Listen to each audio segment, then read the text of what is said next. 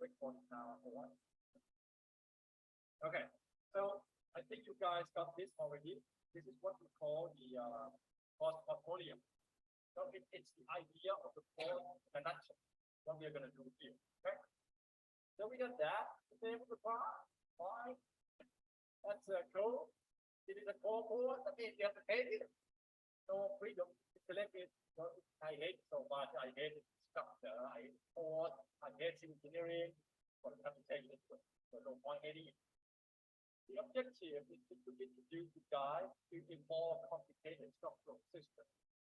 Let's say when I interview you, and I didn't interview you some years ago, the most popular answer to the question that why you want to study civil engineering is what?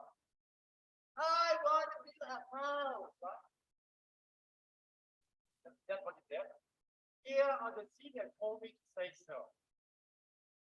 Right? So if I interview any one of you, you don't get to get that question from me. Oh, you don't hear me? Can you hear me now? Hello? Oh, yes. Okay. So I can put down the microphone. All right. So microphone has to stay like almost close to my mouth. Sorry about that. Okay. So let's go back here. Okay. Now you can hear me. All right. So we need to start learning about the more complicated system. I can just maybe show you something like this.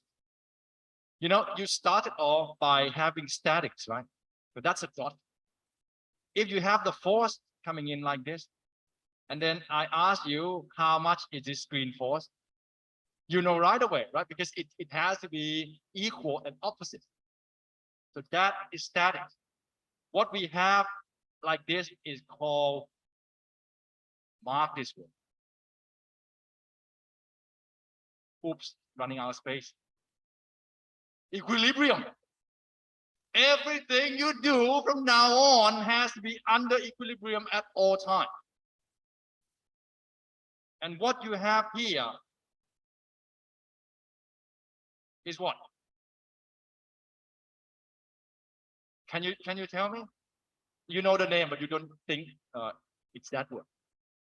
It's a better be blue. It's a freaking free body diagram, right?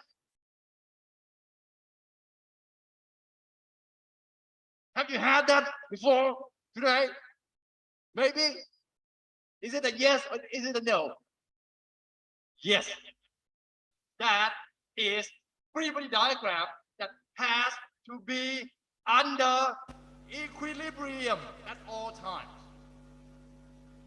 But unfortunately, we don't design dots for houses, right? So your free body diagram will get more complicated. Unfortunately, or fortunately, you get to have more fun, right? If you love free body diagram. Oh, you really? I'm so sick and tired of, drawing the dot. So maybe if I have the dot, then I have the external force, and then the internal forces are like this.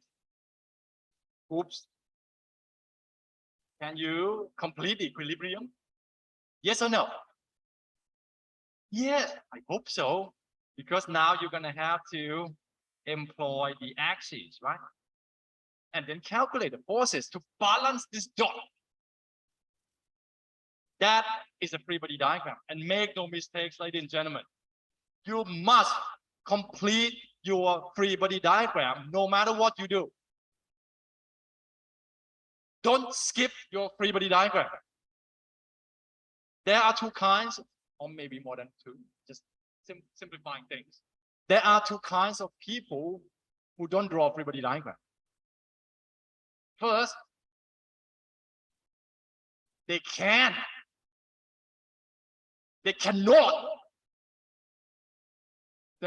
I'm sorry, I can't do the free body diagram, so I'm just going to skip it.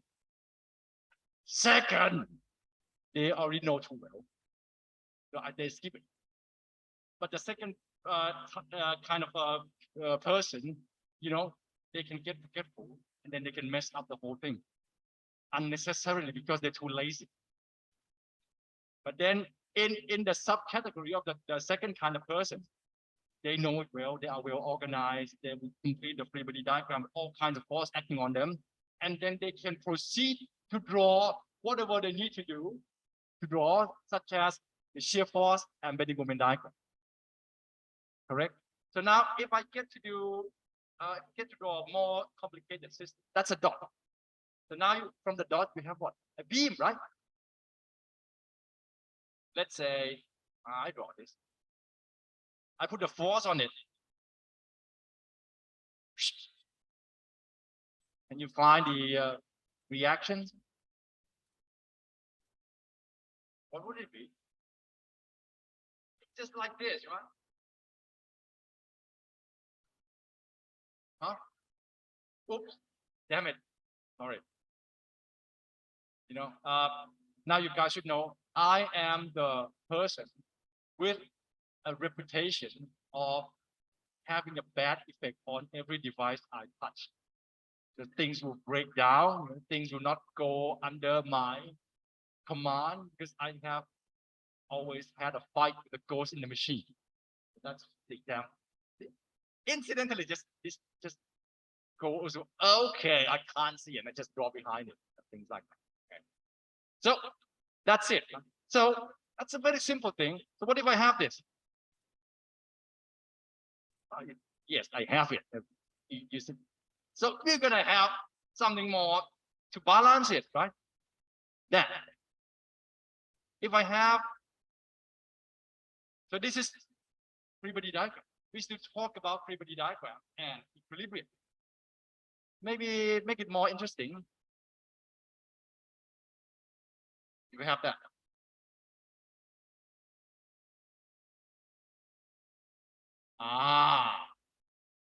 What's so bad about having the moment? This will cause your, what do you call it? Free body diagram to rotate clockwise, correct? So we need something counterclockwise to stop it. That's simple, right? So you're gonna have to need something like clockwise. And they better be equal and opposite because you don't have the force. See? That's simple. So our life, the mass keeps coming down. Our lives are all about free body diagram and equilibrium. No matter what you draw as a free body diagram, you must be able to keep it under equilibrium at all times. At all times. And if you do something and you find that your system is not under equilibrium, you go back and check your free body diagram. And when you don't have the free body diagram, ooh la la, oh, I can't draw it. But you know where you are, right? That's not good if you can't draw your free body diagram. And in this class, we are going to get into something more complicated because it's just not, this is what you are, familiar with, and you call it a beam. But you look at the buildings surrounding you. Folks at home can look at your house. Do you have one beam? No. You have columns. You have series of them. And in order to have a structural system, we are going to need something more complicated. And therefore, we cannot stop here and say, I can build a house. Where are you going, man? You can't hold it anymore. It's going to come out. Oh, poor thing. It's a mother nature, it's a strong tool, right? So we human beings need to relieve ourselves in the appropriate place. He can't do it. If he wish to do it here, we're gonna have to leave, right? Because we can't stand it. So okay, anyway. So for example, the beam is generally a system that we use to try to resist the vertical load system. And when the load comes in the horizontal reaction, the wind blows in the horizontal reaction, the earthquake comes by shaking the ground. So that's a horizontal force. We cannot use the beams to resist those forces. So we need to build a series of beams and columns, like a frame system. So now you have something that looks like this. So it's a series of this put together. So your free body diagram may get more complicated, but everything is the same.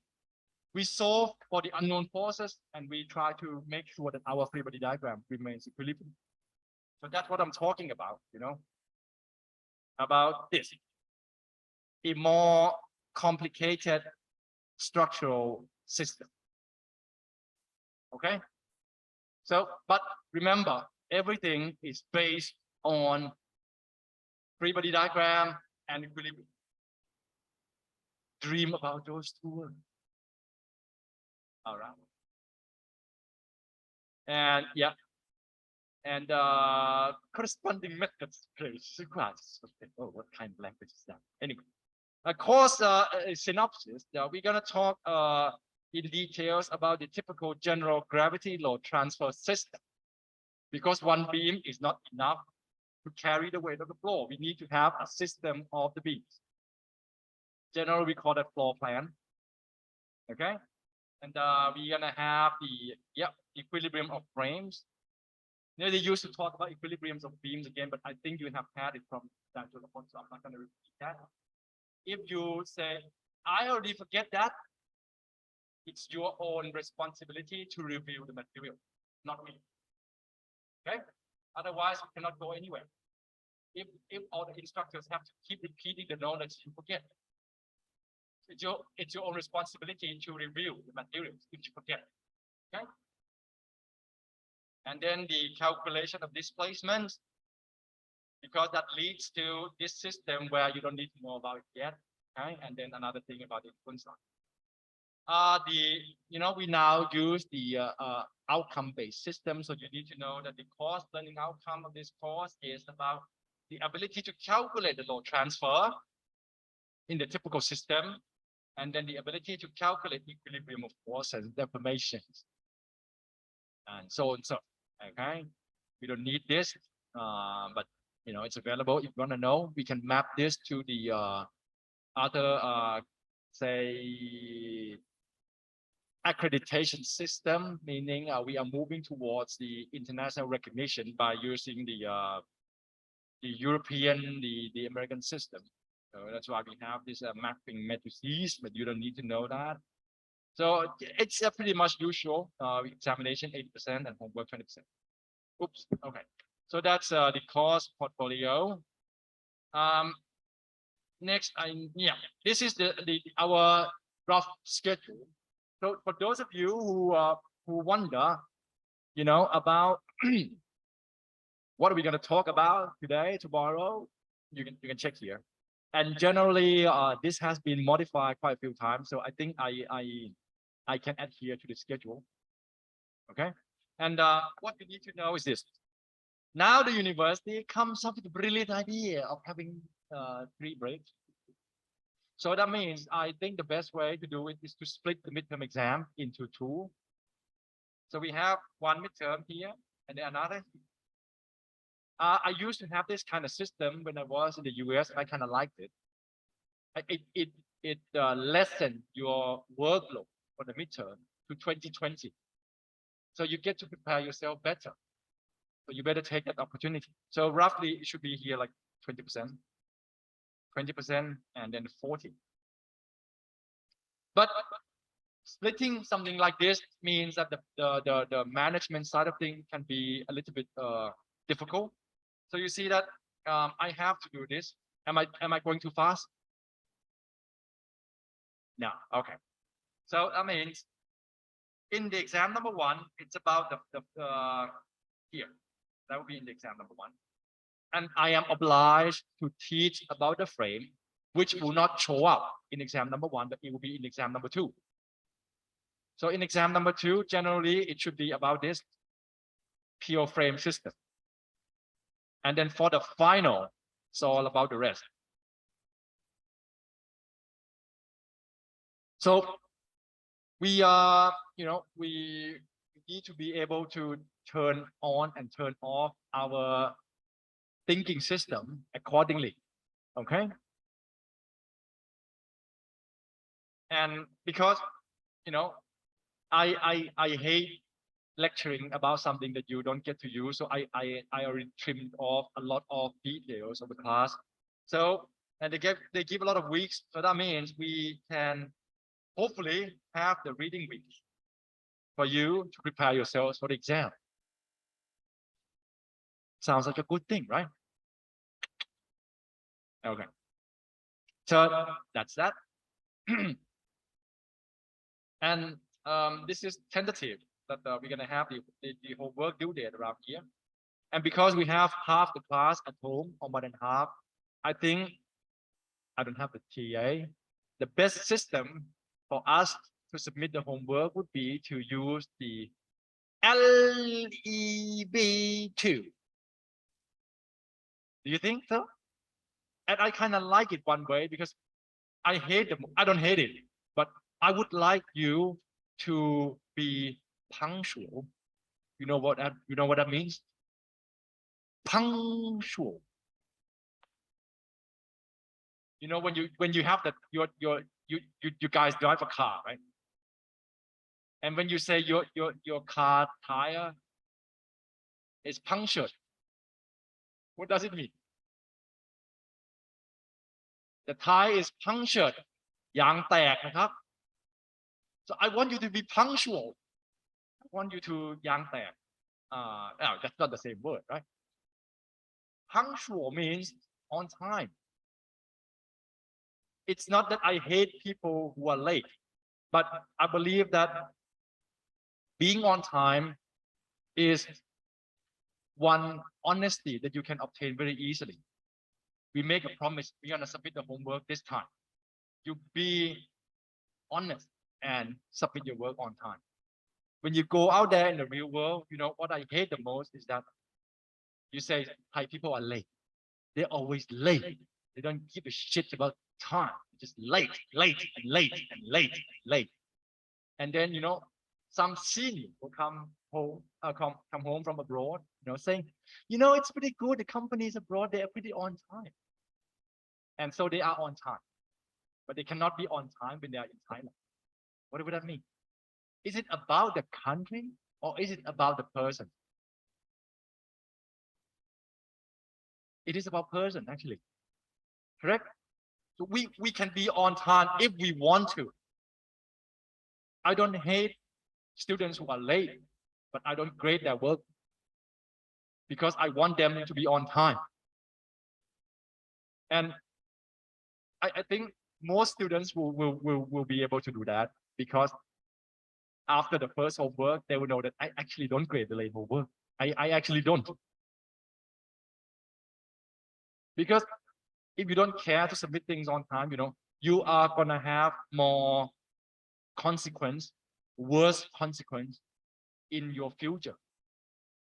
Maybe the best example would be, would the plane wait for you at the airport if you're not on time? Would they wait for you? Yes or no? No, they don't care. You have to be there on time. And just like that, I don't accept late homework. If you're late, fine, but I don't grade it.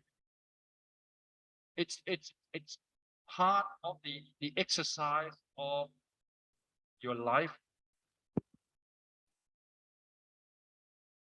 What is that? Would like, who is KVK?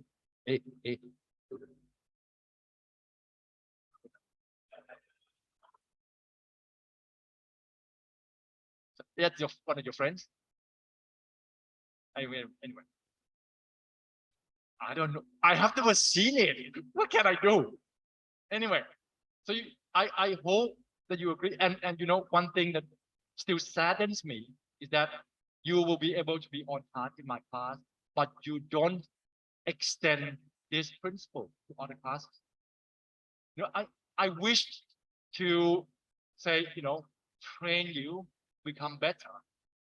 But then you okay, Ajahn Abhinat is pretty strict to me, but submit his homework on time, but then you don't do the same thing to other instructors. So you fail to recognize that this is for you, not for me. It's for you to become better. My goodness, I wish I stopped screaming. Right? So we agree to that. But if anything bad should happen to you, you just broke your leg by kicking the columns at the lab, or you just punched your friend's face and then you broke your wrist, something like that, and you could not do the homework, you can tell me. But please, we have to be honest to each other. You don't tell me after the deadline. You're supposed to tell me before the deadline, correct? And I remember I watching the French movie, a very famous one, but I don't think you know it. They are the kid, he didn't do anything, and someday he came to school. Then he simply told his teacher, "My dad died." Something like that. It was a joke because his dad didn't die. He just lied to get away with it. And then the next day he just got smacked in the head. Something like, "Your dad died? Die my foot," something like that. So please, we are here to study. We are here to become engineers. So you should take care of yourself. Be responsible and try to always improve yourself. Okay? We don't here to give excuses that why you can't submit the homework, why you need to look at your friend's work or something like that. If you need your friend's help, maybe in the future, you better give half your salary to them, right? That would be fair. But then you don't want to. Okay? It's great to help your friends, but help them in the right way. Okay? So that's this. What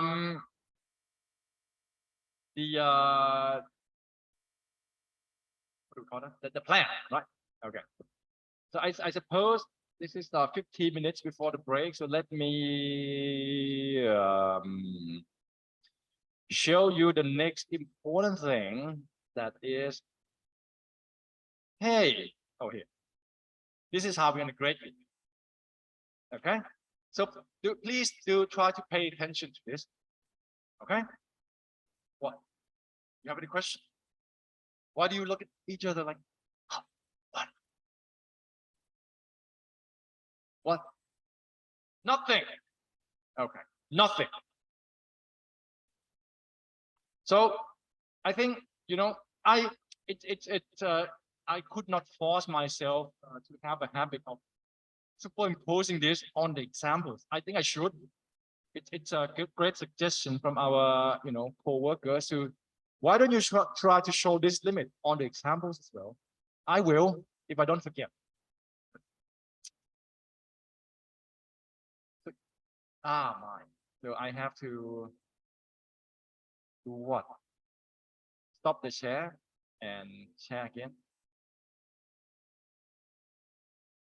It's stalled. I already did that in the morning. Anyway, in the meantime, you have any question about something while we wait for this?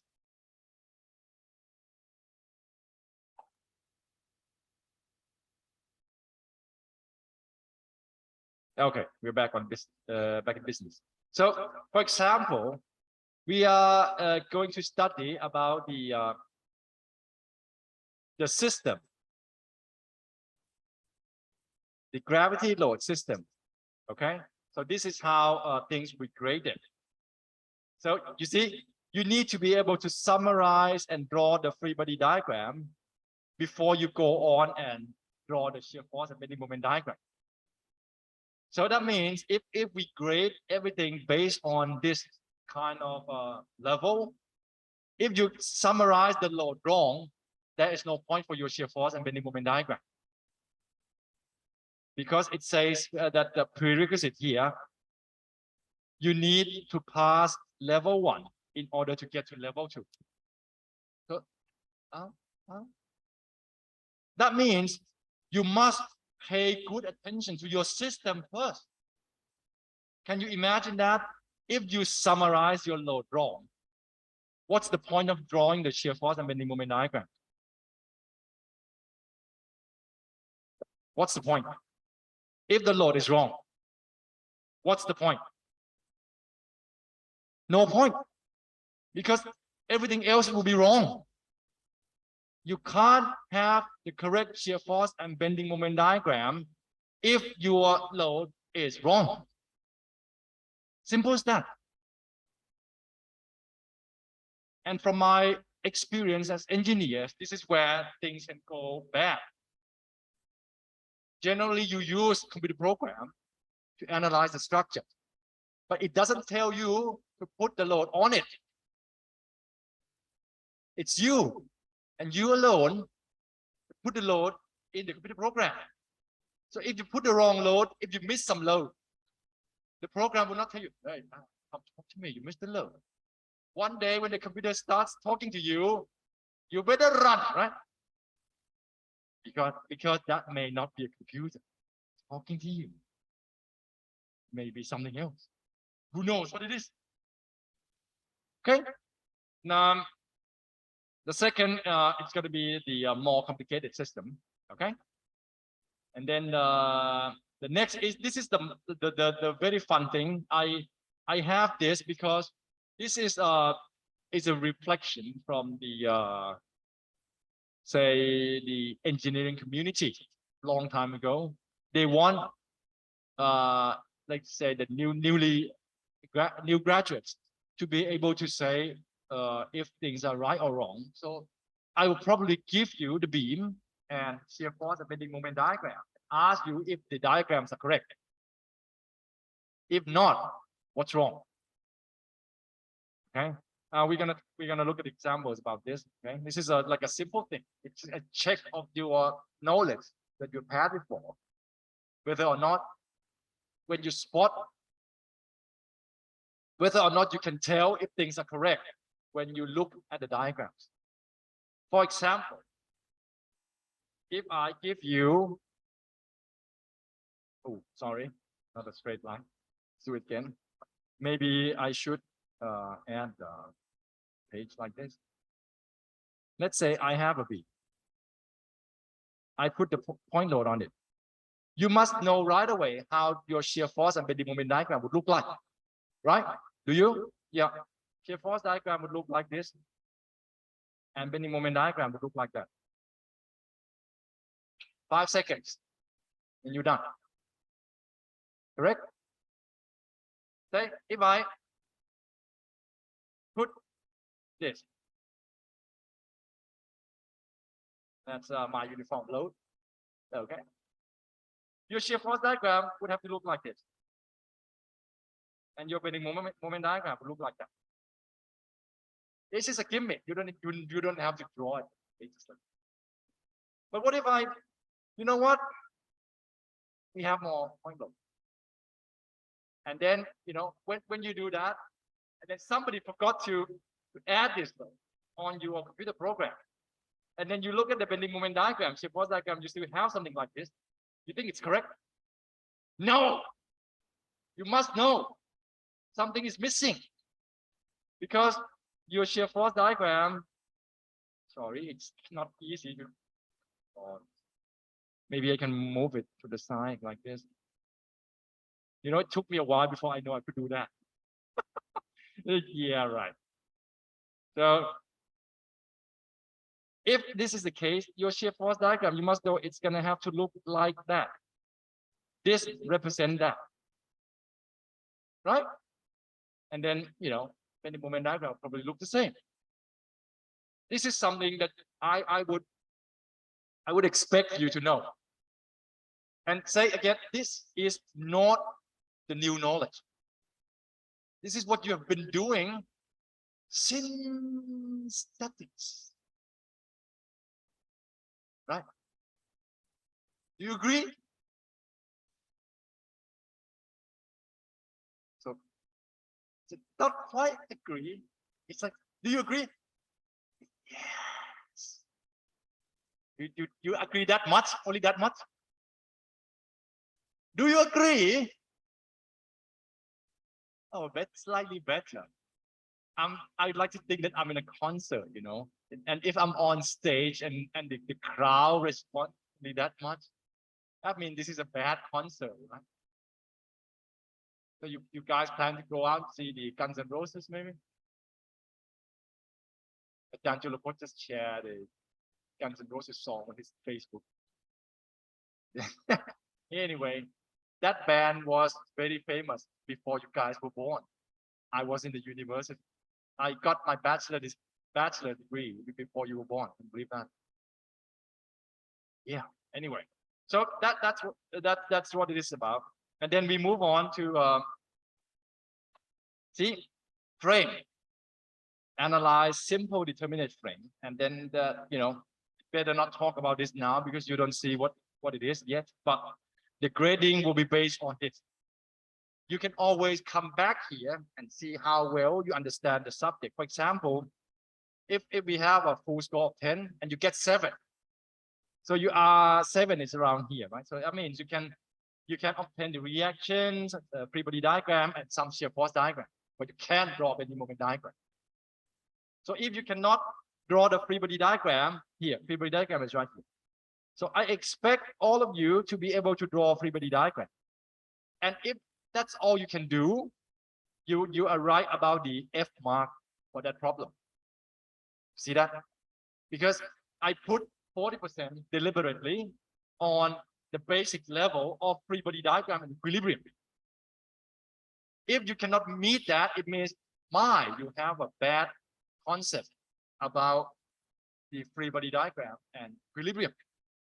So you don't pass that particular ability.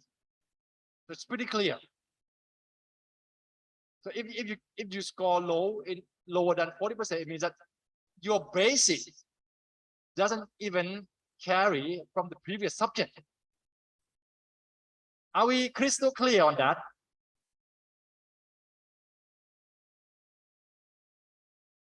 Yes. Right. Okay. So that's the idea. And we have more of the same, moving down here in the final. Okay. We're going to talk about that maybe in the future because you don't see what it is just yet. So it may not be a good idea to talk about it now. So some of you may get too excited about it. Okay. I think I'm pretty much done with the basic of the handout. Oh, one more thing. I have this.